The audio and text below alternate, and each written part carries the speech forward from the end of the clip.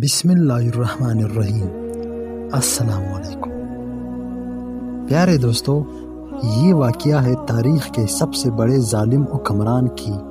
یہ واقعہ ہے فرعون کی، ایک ایسا شخص جو اپنی قدرت، اپنی لشکروں اور اپنی دولت کے گھمنڈ میں اتنا اندھا ہو چکا تھا کہ اس نے رب ہونے کا دعویٰ کر دیا۔ اور یہ واقعہ ہے حضرت موسیٰ علیہ السلام کی، جنہیں اللہ نے فرعون کے ظلم کے مقابلے کے لیے چنا۔ پیارے دوستو، آئیے پورا واقعہ قرآن کی روشنی میں سنتے ہیں۔ پیارے دوستو، مصر کا ملک جہاں فرعون کی حکمرانی تھی، اس دور کا سب سے طاقتور ریاست مانا جاتا تھا۔ بڑی بڑی عمارتیں، مضبوط قلعے اور لامحدود لشکر۔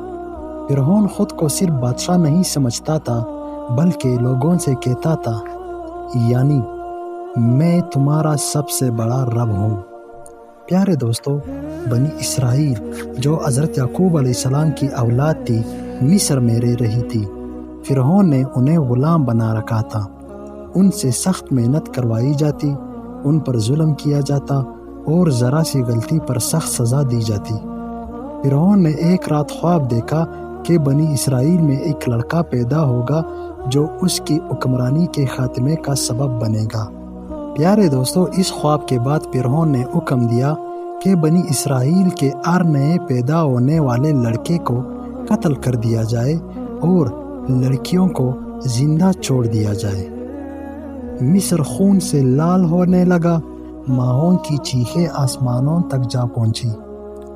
اسی ظلم کے دوران میں اللہ کے حکم سے حضرت موسیٰ علیہ السلام پیدا ہوئے۔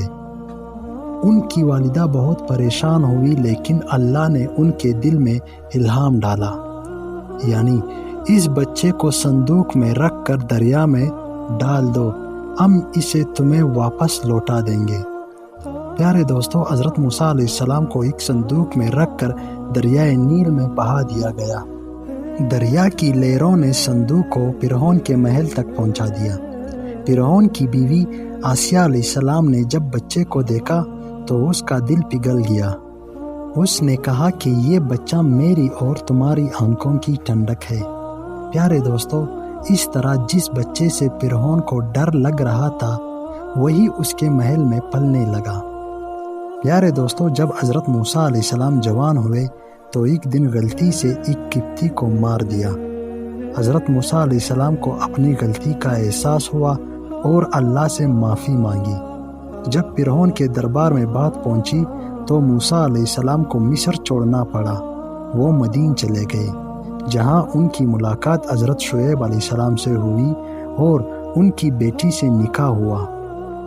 کئی سال بعد جب موسیٰ علیہ السلام واپس مصر جا رہے تھے تو کوہ طور کے پہاڑ پر اللہ نے ان سے کلام فرمایا اور انہیں نبی بنا کر فرعون کے پاس بھیجا۔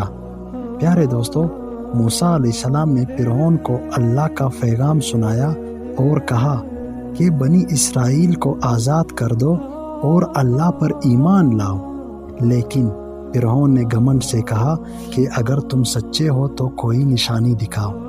جب موسیٰ علیہ السلام نے اپنا عصا پھینکا اور وہ زندہ سانپ بن گیا تو دربار میں خاموشی چھا گئی۔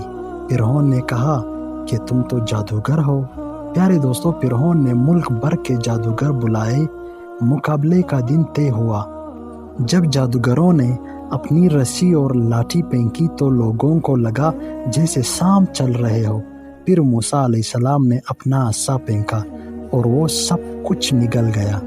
جادوگر فوراً سجدے میں گر گئے اور بولے، ہم موسیٰ اور ہارون کے رب پر ایمان لا چکے ہیں۔ پیارے دوستو، فرعون غصے سے آگ بگولا ہو گیا، لیکن حق ظاہر ہو چکا تھا۔ فرعون پھر بھی نہ مانا تو اللہ نے مصر پر عذاب بھیجے۔ طوفان، ٹڈیاں، جوئیں، مینڈک، خون۔ ہر بار فرعون وعدہ کرتا کہ بنی اسرائیل کو آزاد کرے گا، لیکن عذاب ہٹتے ہی اپنا وعدہ توڑ دیتا۔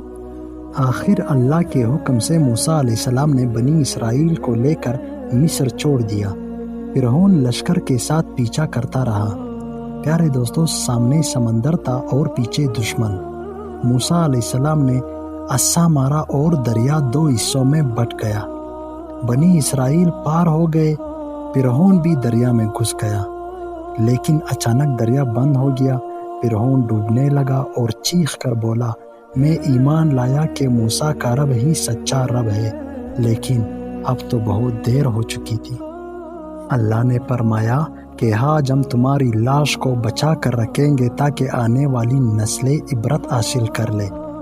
پیارے دوستو، فرعون کا جسم آج بھی دنیا کے میوزیم میں موجود ہے، ایک زندہ نشانی کے ظلم اور گھمنڈ کا انجام کیا ہوتا ہے۔ پیارے دوستو، اس واقعے سے ہمیں یہ سبق ملتا ہے کہ تکبر انسان کو تباہ کر دیتا ہے۔ اللہ کے فیصلے سے کوئی نہیں بچ سکتا، حق ہمیشہ غالب آتا ہے۔ اللہ ہمیں اس واقعے سے سبق حاصل کرنے کی توفیق عطا فرمائے، آمین۔ ویڈیو اگر پسند آئی ہو تو لائک، کمنٹ، شیئر ضرور کرنا، کیونکہ قرآن کی بات پھیلانا ہی اصل صدقہ ہے۔ اللہ حافظ۔